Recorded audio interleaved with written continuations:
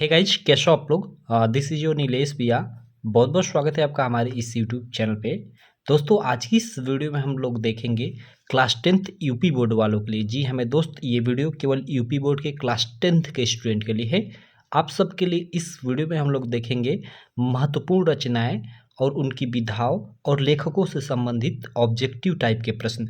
जी हमें दोस्त, अगर आप यूपी बोर्ड के स्टूडेंट हैं तो आप सब लोग जानते हो कि बोर्ड परीक्षा 2023 के लिए यूपी बोर्ड का पेपर पैटर्न चेंज कर दिया गया है क्लास 10 का, जिसमें शुरू में 20 मार्क के ऑब्जेक्टिव प्रश्न आएंगे।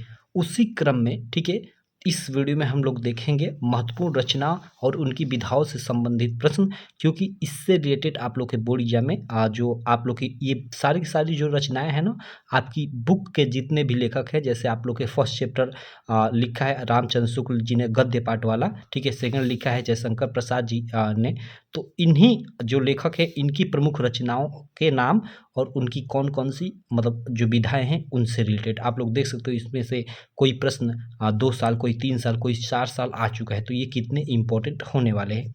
बाकी देखो, अगर मैं आपके गद्य पाठ में बात करूँ तो कुल मिलाकर 7 लेसन है। देखो, मित्रता, ठीक है। फर्स्ट चैप्टर है मित्रता, जिसके लेखक है रामचंद्र शुक्ल, आचार्य रामचंद्र शुक्ल। सेकंड चैप्टर है ममता, जिसके लेखक है जयशंकर प्रसाद।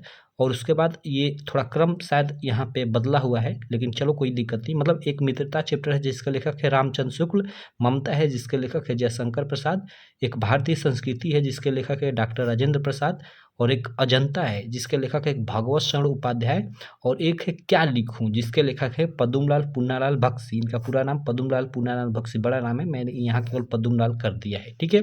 और एक और चैप्टर है ईर्ष्या तू न गई मेरे मन से, जिसको लिखा है रामधारी सिंह दिनकर। और एक चैप्टर है कि पानी में चंदा और चांद पर आदमी। ये कुल मिलाकर 1 2 3 4 5 6 7 चैप्टर हैं आपके, ठीक है। कितने गद्य पाठ में 7 चैप्टर है। लेकिन मैं आपको बता दूं कि 2023 बोर्ड एग्जाम के लिए आपको शायद मतलब जानते हो तो अच्छी बात है, नहीं जानते हो तो शायद आपको शौक लगेगा। 30% सिलेबस कम कर दिया गया था हर एक सब्जेक्ट में।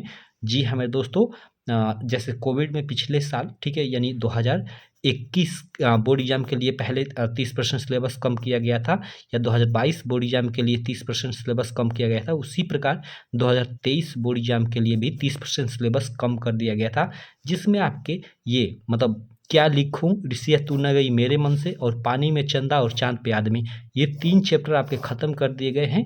इनको आपको नहीं पढ़ना है अगर आप 2023 में बोर्ड एग्जाम देने वाले हो तो। यानी इनसे रिलेटेड न तो लेखकों से संबंधित कोई प्रश्न आएगा और न इससे गद्यांश से संबंधित कोई भी प्रश्न आप लोग के बोर्ड एग्जाम में आएगा। केवल इन्हीं जो ये शुरू के मतलब ये मित्रता, ममता, भारतीय संस्कृति और अजंता, ये जो 4 चैप्टर हैं, इन्हीं से आप लोग के बोर्ड एग्जाम में मतलब लेखक से संबंधित, उनकी रचना से संबंधित प्रश्न आएगा, या फिर गद्यांश संबंधित प्रश्न आएगा संदर्भ व्याख्या करने का। तो इस बात को आप ध्यान देना।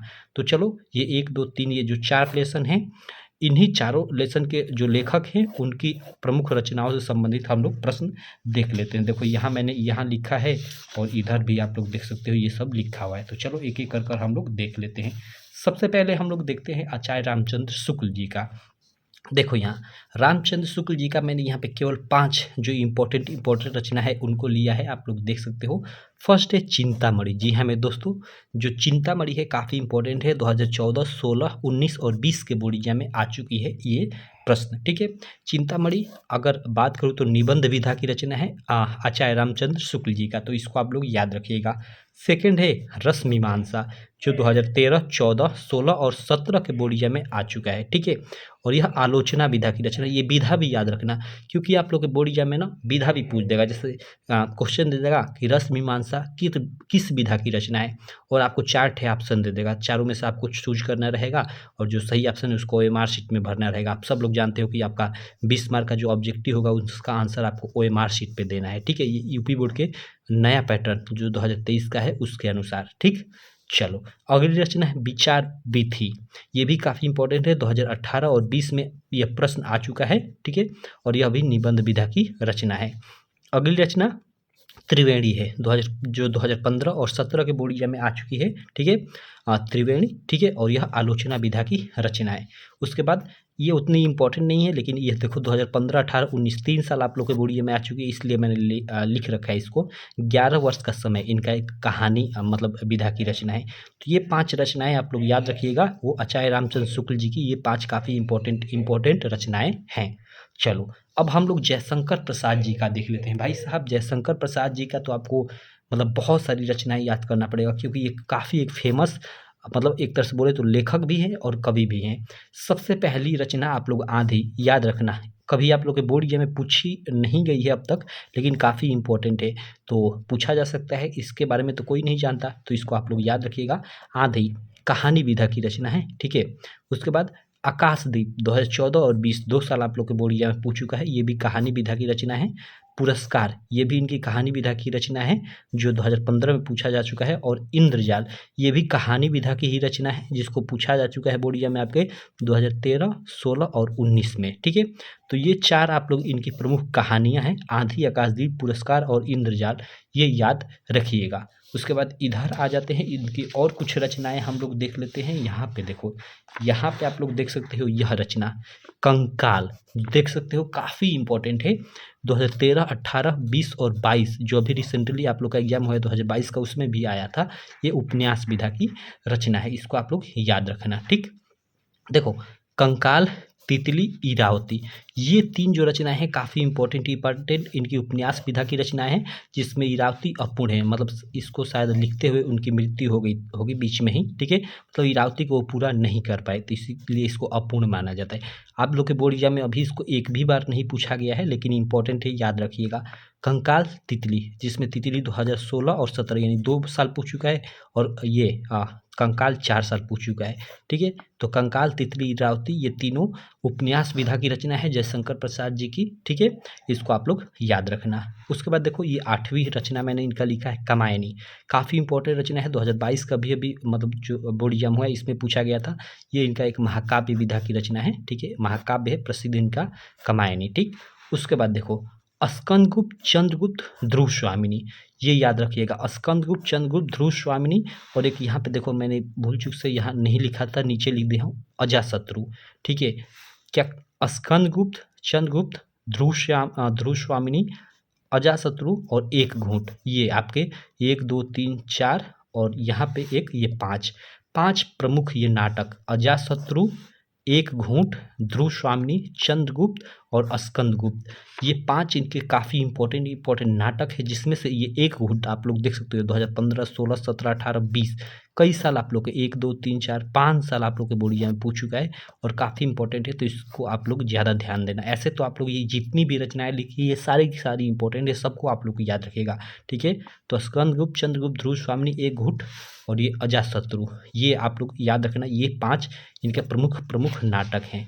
उसके बाद एक और इनका नाटक काफ़ी इंपॉर्टेंट है, जन्मेजय का नागयज्ञ, आप लोग 2013, 15, 17, 18 और 19, 1, 2, 3, 4, 5, ये भी 5 साल पूछ चुका है, काफ़ी इंपॉर्टेंट है ये भी।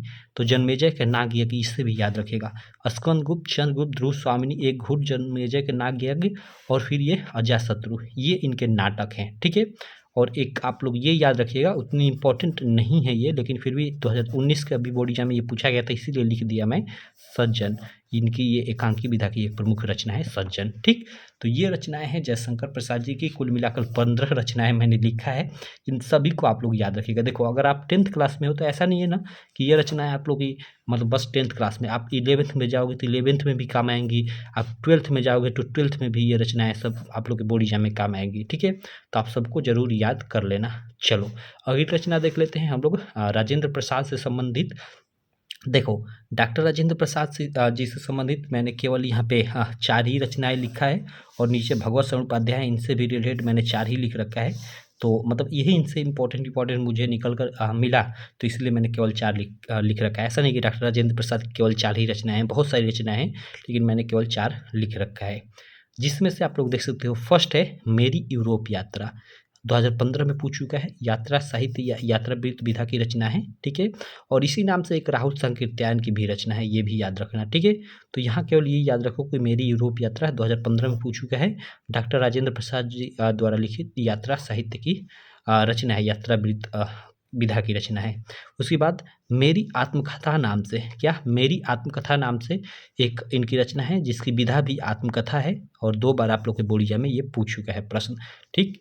उसके बाद शिक्षा और संस्कृति, ठीक है, शिक्षा और संस्कृति और फिर भारतीय शिक्षा, ये 2 रचनाएँ इनकी हैं जो निबंध विधा की रचना है, और यह एक 3 साल और यह केवल 1 साल आप लोग के बोर्ड एग्जाम में पूछा जा चुका है। तो ये आप लोग 4 रचनाएँ आप लोग याद रखना, और इनकी विधा भी आप लोग याद रखना डॉक्टर राजेंद्र प्रसाद की, ठीक। चलो अगली रचना हम लोग देख लेते हैं भगवत शरण उपाध्याय की। क्या? भगवत शरण उपाध्याय की। देखो, खून के छींटे, ठीक है, काफ़ी वेरी वेरी इंपॉर्टेंट है। खून के छींटे 2013, 14, 16 और 17 4 साल आप लोग के बोर्ड एग्जाम में पूछ चुका है। खून के छींटे जो निबंध विधा की रचना है, ठीक है। और एक ठूठा आम, वेरी वेरी इंपॉर्टेंट, ठीक है, 2014, 15, 17, 18 और 19 के बोर्ड एग्जाम में पूछ चुका है, यानी 5 साल आप लोग का, 1, 2, 3, 4, 5 साल आप लोग के बोर्ड एग्जाम में, और यह संस्मरण विधा की रचना है। उसके बाद एक और रचना याद रखना, कलकत्ता से पीकिंग, 2020 के बोर्ड एग्जाम में पूछा गया था। ये यात्रा वृत्तांत विधा की रचना है, या यात्रा साहित्य भी बोल सकते हैं, यात्रा वृत्त भी बोल सकते हो, कोई दिक्कत नहीं। और एक सागर की लहरों पर, ये 2 रचनाएं यात्रा साहित्य यात्रा वृत्तांत विधा की हैं, ठीक है। ये 1 साल पूछा है और ये 2 साल पूछा है, और बाकी ये 2 काफ़ी इंपॉर्टेंट है, इनकी कई कई बार आप लोग के बोर्ड एग्जाम में देखो पूछ चुका है। तो भगवत शरण उपाध्याय की ये 4 रचनाएं और डॉक्टर राजेंद्र प्रसाद की ये 4 रचनाएं आप लोग याद रखना, ठीक। तो इस प्रकार हम लोग के ये जितने भी आप लोग के गद्य चैप्टर से संबंधित लेखक थे, चूँकि आप लोग के 7 चैप्टर है तो 7 लेखक होंगे, लेकिन बोर्ड परीक्षा 2023 के अनुसार 3 चैप्टर समाप्त कर दिए गए हैं, तो इसलिए 4 चैप्टर ही बचते हैं। तो 4 लेखकों के हमने प्रमुख जो रचनाएँ हैं उनको देख लिया, और उनकी विधाओं को भी देख लिया कि उनकी विधा क्या है।